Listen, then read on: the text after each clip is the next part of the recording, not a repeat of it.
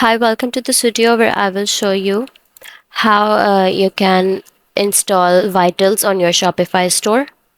So let's get started.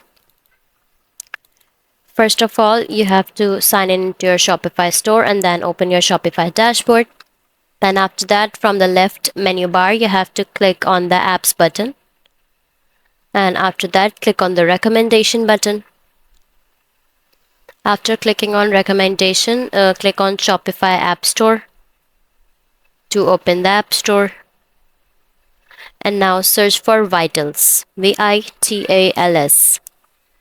And now click for free pricing from the left side bar. Now you have to add the app. After adding the app, you have to click to install the app. So now create the widget accordingly and save it. So here you see the active status of Vitals.